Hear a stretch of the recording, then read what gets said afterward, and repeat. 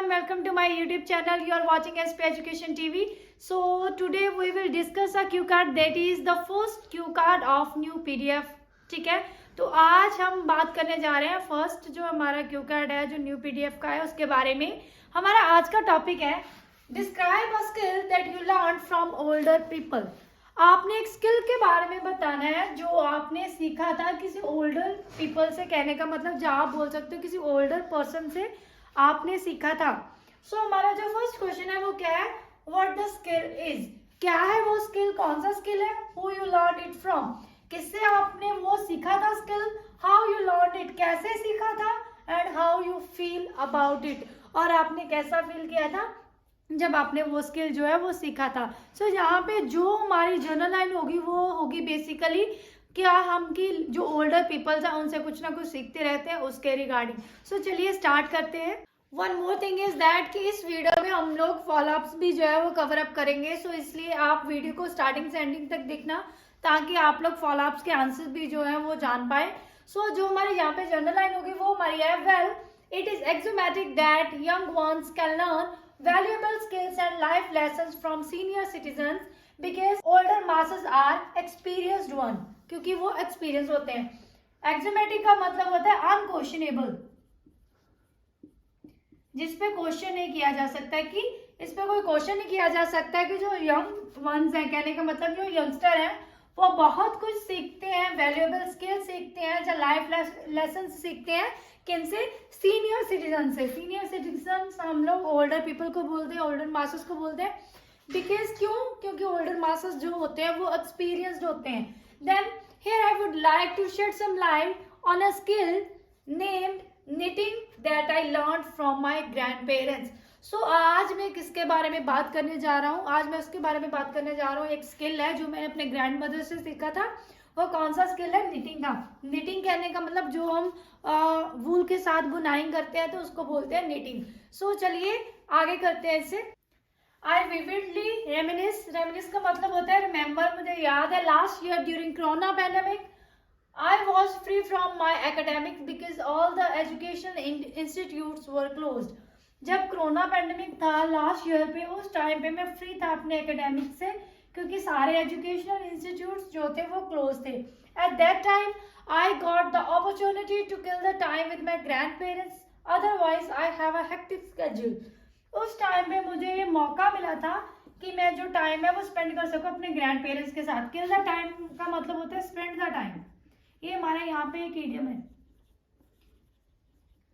तो उस टाइम पे मुझे अपॉर्चुनिटी मिली थी कि मैं जो टाइम है वो स्पेंड कर सकूं अपने ग्रैंड पेरेंट्स के साथ, क्योंकि अदरवाइज मेरा बहुत ही बिजी स्केड्यूल है, हेक्टिक स्केड्यूल है. ड्यूरिंग दैट ड्यूरेशन, उस समय के दौरान, my grand mother told me that knitting is an activity that develops umpteen cognitive and physical skills.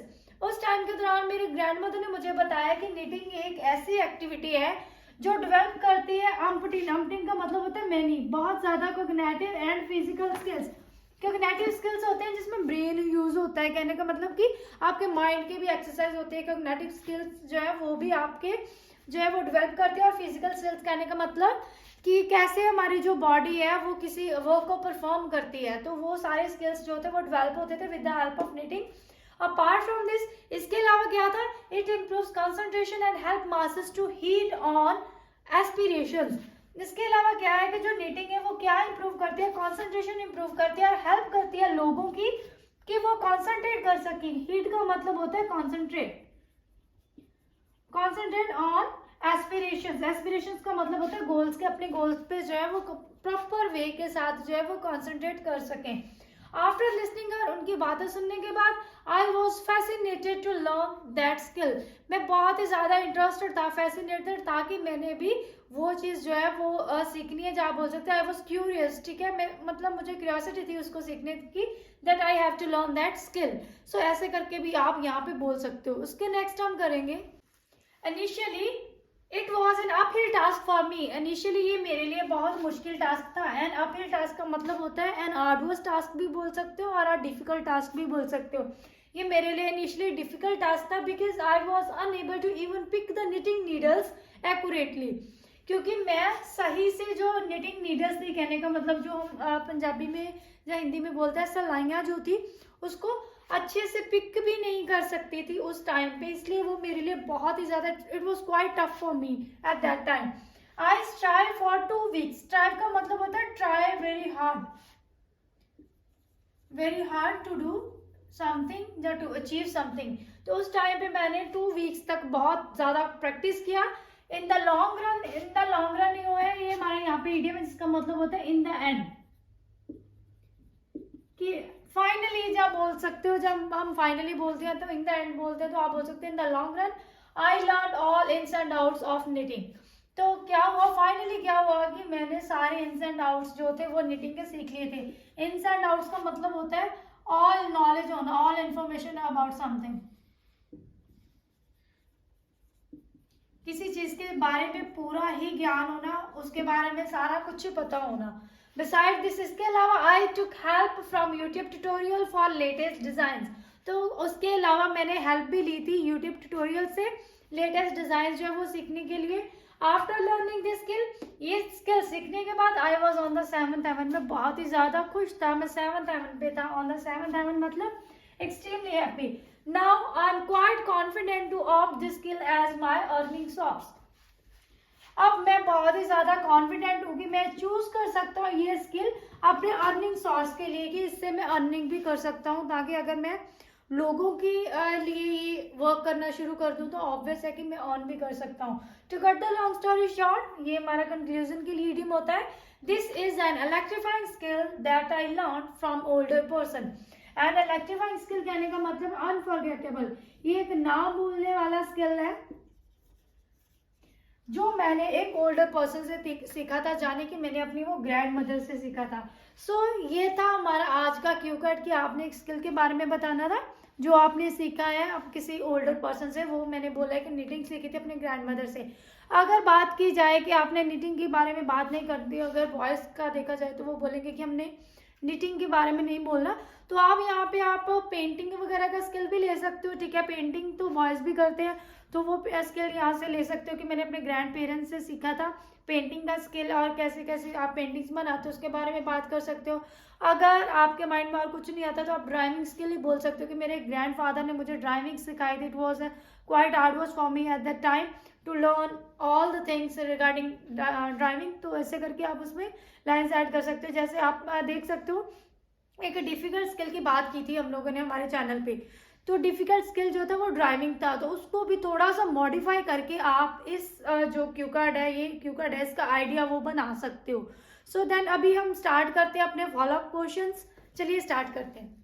यहाँ पे हमारा जो फर्स्ट फॉलोअप क्वेश्चन है वो है what can children learn from their parents. Children जो है क्या सीख सकते हैं अपने पेरेंट्स से, तो आप इसकी स्टार्टिंग कर सकते हो। Well parents are the first teacher of a child. जो पेरेंट्स है वो फर्स्ट टीचर होते हैं किसी चाइल्ड का। There are copious things that offspring learn from their guardians. Copies का मतलब होता है बहनी, कि बहुत सारी ऐसी चीजें हैं जो ऑफस्प्रिंग कहने का मतलब जो बच्चे हैं वो अपने पेरेंट्स से सीखते हैं। गार्डियन मतलब parents. Parents should have to set an example in front of them by offering helping hand to the needy ones, respecting others, saving money, positive attitude and eating healthy diet. Parents को एक example set करनी चाहिए अपने बच्चों के सामने, दूसरों की मदद करके by offer helping hand to the needy ones कहने का मतलब जिनको ज़रूरत है उनकी जो है वो मदद करके, या बोल सकते हो कि दूसरों की रिस्पेक्ट करके, मनी सेव करके, एक पॉजिटिव एटीट्यूड रख के और हेल्थी डाइट जो है वो लेकर, so that their children follow their footsteps to become good human being in the society। ताकि जो उनके बच्चे हैं वो उनके फुटस्टेप्स जो है वो फॉलो कर सके और अच्छे ह्यूमन बीइंग जो है वो सोसाइटी में बन सके। ऐसे करके आप इस क्वेश्चन का आंसर जो है वो बहुत ही इफेक्टिव वे में कर सकते हो। जो हमारा नेक्स्ट क्वेश्चन है वो है what knowledge can children learn from their grandparents. क्या नॉलेज है जो चिल्ड्रन जो है अपने ग्रैंड पेरेंट्स से सीख सकते हैं, या बोल सकते हो कि ले सकते हैं। हम इसका आंसर कर सकते हैं it is irrefutable that grand parents have abundant treasure of knowledge. Irrefutable का मतलब होता है अनडिनाएबल, जिसको बोल सकते हो कि इसको दुकारा नहीं जा सकता, इसको डिनाई नहीं किया जा सकता कि ग्रैंड पेरेंट्स के साथ जो है पास।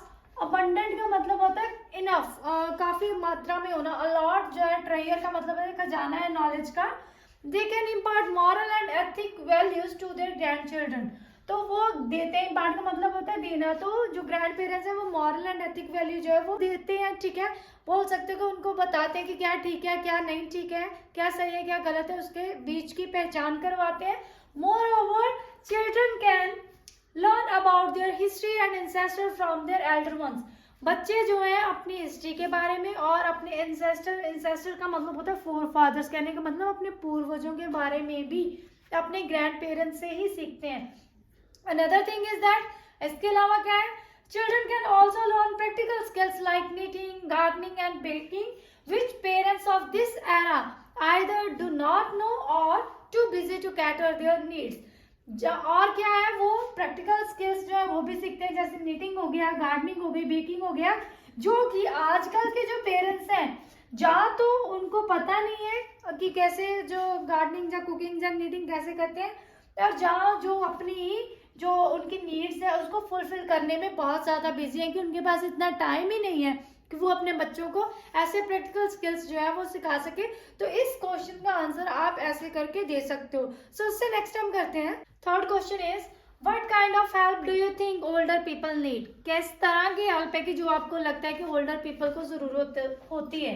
इंडीड सच में there are multifarious chores in which older people need aid of their young ones. बहुत सारे ऐसे काम हैं जिनमें ओल्डर पीपल को जरूरत होती है उनके यंग वंस की हेल्प की। As they are physically weak in their older age, so they need help of their children for any work and even for talk. तो जो जब उनकी ओल्डर एज हो जाती है तो वो फिजिकली वीक हो जाते हैं, सो उनको जरूरत होती है अपने बच्चों की हेल्प की हर काम के लिए। जब बोल सकते हो कि इवन उनको बात करने के लिए भी उनकी जरूरत होती है, so that they do not feel isolated, ताकि वो अकेला फील ना करे, लॉनली फील ना करे। तो इसके लिए उनको अपने बच्चों की हेल्प की जरूरत होती है। अपार्ट फ्रॉम दिस, जो ऑफस्प्रिंग्स है, कहने का मतलब बच्चे हैं, should help them by teaching about modern technological devices. Offsprings बच्चों को भी उनकी हेल्प करनी चाहिए, उनको सिखा के टीच करके, कहने का मतलब कि कैसे मॉडर्न जो टेक्नोलॉजिकल डिवाइसेस हैं, जो टेक्नोलॉजी की जो भी डिवाइसेस हैं, मोबाइल फोन्स हैं, सेल फोन्स हैं, तो उनको कैसे चलाना है, तो उसके बारे में उनको बताकर बच्चे भी उनकी हेल्प कर सकते हैं। इस तरह की हेल्प्स की उनको नीड रहती है उनके, आप बोल सकते हो कि बुढ़ापे में या उनकी ओल्ड एज में। सो ये थे हमारे आज के फॉलोअप क्वेश्चन और हमारा क्यू कार्ड। होप है कि आपको सारा कुछ अच्छे से समझ आया होगा। अगर कोई क्वेरी है, you can ask me in the comment box, definitely I will solve your query first. So thank you so much. अगर आप मेरे चैनल पे न्यू आए हो तो please like, subscribe and share my channel and press the bell icon, जो ताकि जब भी मैं न्यू वीडियो अपलोड करूँ आपको उसका जो है नोटिफिकेशन मिल सके। Thank you so much. Have a nice day.